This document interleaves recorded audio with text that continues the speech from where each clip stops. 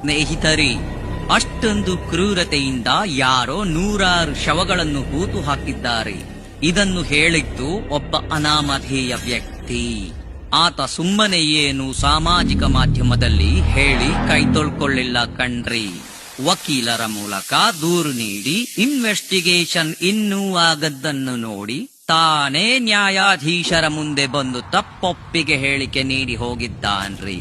ಹಾಕ್ರಿ comment, ಹೊಡಿರಿ like.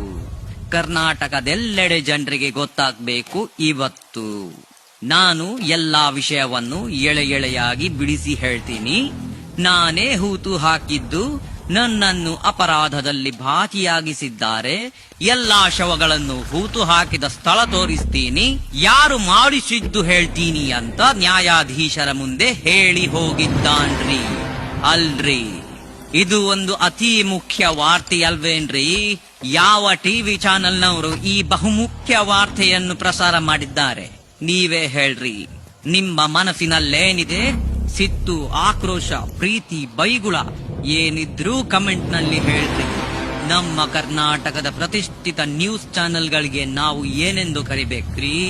ನಿಮ್ಮ ಪ್ರಕಾರ ಆ ಚಾನೆಲ್ಗಳಿಗೆ, ಆ ಮೀಡಿಯಾಗಳಿಗೆ ಏನಂತ ಕರಿಬೇಕ್ರಿ? ಯಾಕೆ ಕಮೆಂಟ್ ಮಾಡ್ತಾ ಇಲ್ಲ? ಇಡೀ ಕರ್ನಾಟಕದ ಜನತೆಗೆ ಗೊತ್ತಾಗ್ಬೇಕು ಪ್ರತಿಷ್ಠಿತ ನ್ಯೂಸ್ ಚಾನೆಲ್ಗಳ ಅವಸ್ಥೆ. ಥೂ, ಇವರ ಜನ್ಮಕ್ಕೆ. ಯಾರೋ ಪ್ರೆಗ್ನೆಂಟ್ ಆದ್ಲಂತೆ, ಇನ್ನೊಬ್ಳು ಓಡಿ ಹೋದ್ಲಂತೆ, ಭವಿಷ್ಯ ಹೇಳ್ತಾರಂತೆ, ಅಲ್ಲಿ ಪವಾಡ ಇದೆಯಂತೆ, ಇಲ್ಲಿ ದೆವ್ವ ಇದೆ ಅಂತೆ. ಥೂ, ಕಚ್ಚಡ ಕಂತ್ರಿ ಬೇವರ್ಸಿ ಮೀಡಿಯಾಗಳ ನಿಮ್ಮ ಜನ್ಮಕ್ಕಿಷ್ಟು. ಸಿಕ್ಕ ಕಂತ್ರಿ ನ್ಯೂಸ್ಗಳನ್ನು ಮತ್ತೆ ಮತ್ತೆ ತೋರಿಸೋ ನೀವುಗಳು ಇಷ್ಟೊಂದು ಪ್ರಮುಖವಾದ ನ್ಯೂಸ್ ಅನ್ನು ಯಾಕ್ರಿ ತೋರಿಸ್ತಿಲ್ಲ? ಬಂಡ್ರಪ್ಪ, ಎಲ್ರೂ ಇವರಿಗೆ ಮಂಗಳಾರತಿ ಮಾಡಿ ಕಮೆಂಟ್ ನಲ್ಲಿ. ಯಾವ ಚಾನೆಲ್ನವರು ತೋರಿಸಿದ್ದಾರೆ, ಯಾರು ತೋರಿಸಿಲ್ಲ ಎಲ್ಲ ಹೇಳ್ರಿ.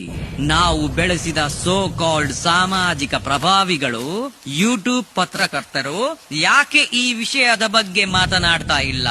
ಯಾಕಂದ್ರೆ ಅವರಿಗೆ ದುಡ್ಡು ಮುಖ್ಯ ರೀ, ದುಡ್ಡು. ಮೀಟರ್ ಇಲ್ಲದ ಷಂಡ ನನ್ ಮಕ್ಳು ಕಣ್ರಿ. 100 ಸಾವಿರಾರು ಹೆಣ್ಣು ಮಕ್ಕಳ ಶವಗಳು ಆ ಊರಿನ ಕಾಡಿನಲ್ಲಿ ಇನ್ನೂ ಮುಕ್ತಿಗಾಗಿ ಕಾಯ್ತಾ ಇದೆ. ಆ ಹೆಣ್ಣು ಮಕ್ಕಳ ಶಾಪ ಇವರಿಗೆ ತಟ್ಟದೇ ಇರದು.